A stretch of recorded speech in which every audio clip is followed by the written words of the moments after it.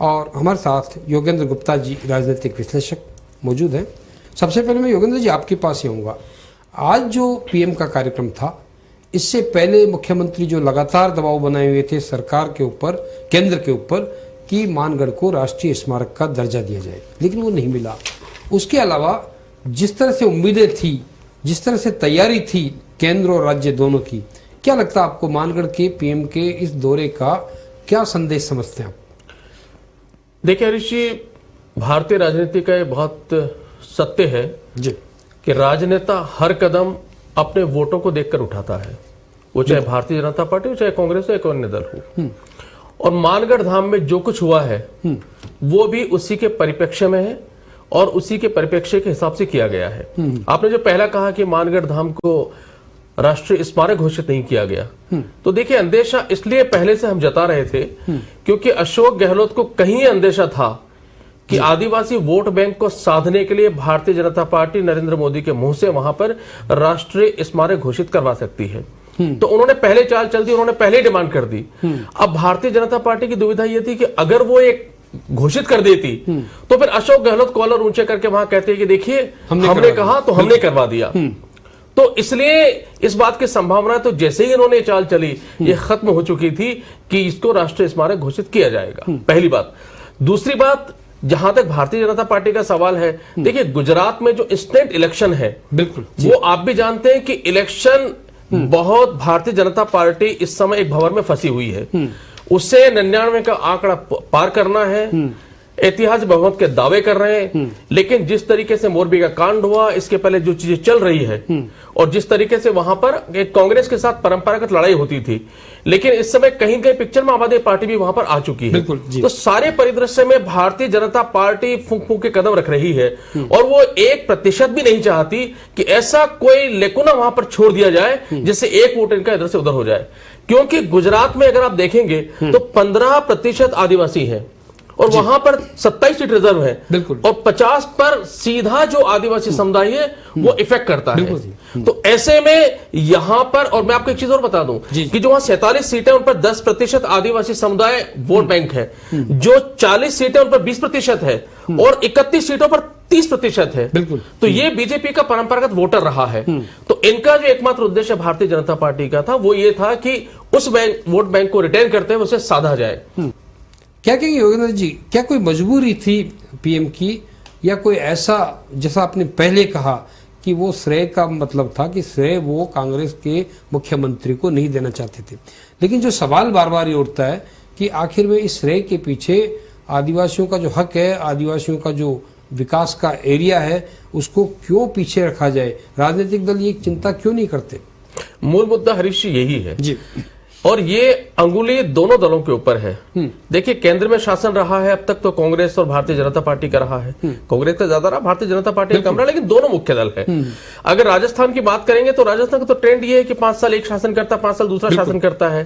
प्रश्न ये उठता है कि जब आप ये सारी बातें करते हैं तो आपने उन आदिवासियों के लिए किया क्या? आप मानगढ़ को छोड़ दीजिए, आदिवासियों के लिए क्या किया? आप कभी जाकर उस आदिवासी का जो एरिया है, गोगुंदा आप ले लीजिए, मानगढ़ ले लीजिए, बेणेश्वर धाम आप ले लीजिए, वो जो पूरा उदयपुर का एरिया है, आप उसको जाकर देखिए, अस्पतालों की क्या हालत है, स्कूलों की क्या हालत है। और आपको अच्छी तरह मालूम है, आप ही के अखबार में राजस्थान पत्रिका लगातार मुद्दे को उठाता रहा है कि किस तरीके से वहां पे लड़कियों की खरीद फरोख्त की जाती है, धर्मांतरण हो रहा है। बाकायदा वो हुआ है। सिरोही पुलिस ने अभी हाल ही में बाकायदा गिरोह को पकड़ा जो वहां से लड़कियों को खरीद करके और गुजरात और महाराष्ट्र में सेल कर बेचता है, वहां पर उसने पकड़ा है। हमारे जो मानव तस्कर विरोधी जो टीम है उसने बहुत सारे ऑपरेशंस वहां पर किए हैं। कहेंगे योगेंद्र जी, क्या चुनौतियां ये दोनों पार्टियों के सामने नहीं आ गई कि तीसरे दलों को भी लोग पसंद करने लग गए, क्योंकि भारतीय जनता पार्टी और कांग्रेस की कार्यप्रणाली से जनता खुश नजर नहीं आती? क्या कहेंगे?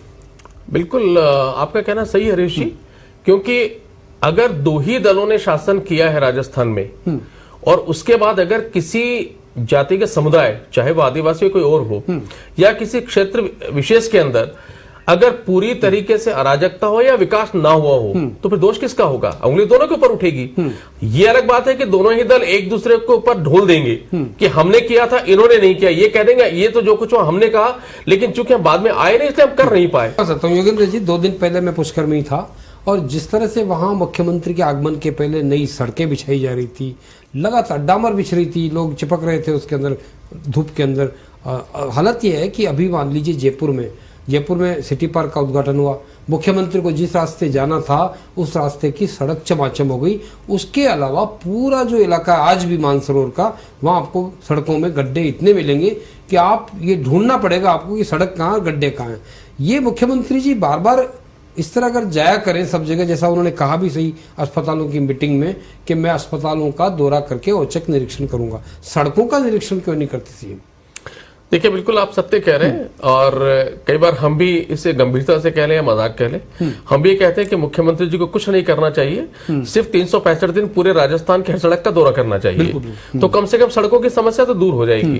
देखिए, दिक्कत यही है कि जो हालात है उसमें प्रशासन पर कमजोर होती पकड़ का भी ये एक परिचायक है, क्योंकि प्रशासन अपनी खामियों को ढकने के लिए और उन खामियों को ढकते हुए मुख्यमंत्री के सामने बताने के लिए सब कुछ ठीक चल रहा है, वो इस तरीके से कार्य करता है। लेकिन ये भी है कि मुख्यमंत्री जी का जितना अनुभव है उसके आधार पर वो भी अच्छी तरह जानते हैं कि मैं जहां जहां से गुजरता हूं वहां रंगरोगन होता है, सड़कें ठीक होती है और बाकी जगह हालत खराब होती है। इस तरह से एक टारगेट बना करके तीनों राज्यों को फोकस किया।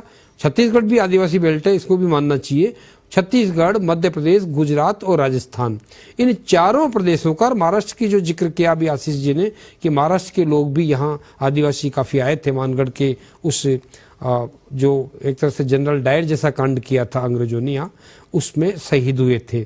तो ऐसी स्थिति में बीजेपी या कोई भी राजनीतिक दल क्यों इस आदिवासी वोट बैंक को ज्यादा फोकस करता है, क्या कारण है? देखिए, गुजरात की बात उन्हें की थी, क्योंकि महाराष्ट्र हम बात कर रहे हैं एमपी की, तो एमपी में 2018 में जो चुनाव हुए थे हरीश जी, उसमें 47 जो रिजर्व सीट है उसमें 16 सीटें बीजेपी को मिली और 30 सीटें कांग्रेस को मिली, और इसी वजह से वहां कांग्रेस की सरकार बन पाई। अलग बात है कि बाद में वहां सब कुछ उलटफेर हो गया।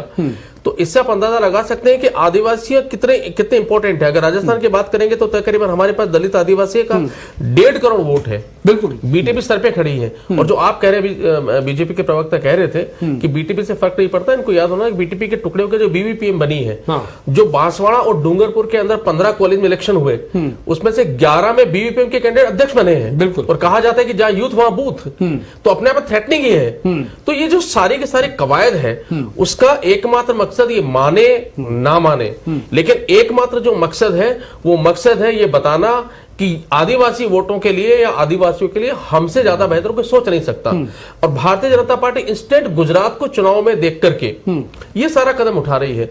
जो अशोक गहलोत जी ने कहा उसका मकसद भी यही था कि वो जो आदिवासी वोट है, जो कुछ समय पहले तक बेसिकली वो कांग्रेस का वोट बैंक था राजस्थान में कम से कम, और गुजरात में बीजेपी का वोट बैंक रहा है, तो इनका भी ये कि उस वोट बैंक को रिटेन किया जाए और अगर उसको हो सकता हो तो उसको बढ़ाया जाए, ये इनका मकसद। अब देखिए, जो ये 4 स्टेट को कर दिया गया, अगर भारतीय जनता पार्टी चाहती है हरीश, तो एक बहुत सीधा सा उपाय था कि इसको राष्ट्रीय स्मारक घोषित करते। जैसे आप राष्ट्रीय स्मारक घोषित करते हैं तो वहां पर विकास का एक ऑटोमेशन शुरू हो जाता है। योगेंद्र जी, सवाल ये कि चिंता यह है कि आदिवासियों को शोषण का शिकार भी किया जा रहा है, और उसका ताजा उदाहरण झारखंड का है, रांची का है, जहां एक बड़ा गिरोह पकड़ा। पीएफआई के जो लोग थे उन्होंने यहाँ की लड़कियां आदिवासियों की, उनसे शादी की और शादी करके वहाँ बड़े पैमाने पे जमीन खरीद ली। प्रतिबंध लगाने वाला पहला संस्थान था झारखंड, पहला स्टेट था। लेकिन ये जो बड़ा खतरा सामने आया, ये तो है केवल रांची की बात। उसके बाद इंदौर में धर्मांतरण का बड़ा मामला जनवरी की शुरुआत में पकड़ा गया, जहां पूरी तैयारी हो रही थी, आदिवासियों को इकट्ठा किया, करीब 300 परिवार इकट्ठे थे। वो तो समय रहते पकड़ में आ गया, नहीं तो वहां धर्मांतरण कराने की पूरी तैयारी थी। इन खतरों से किस तरह से निपटना होगा सरकारों को, ये थोड़ा समझाएंगे। देखिए ऋषि, धर्मांतरण हो चाहे लड़कियों की खरीद फरोख्त हो या बाकी चीजें हो, इस सब का मूल क्या है? मूल है एक तो गरीबी और दूसरी अशिक्षा, बिल्कुल, और सुविधाओं का अभाव।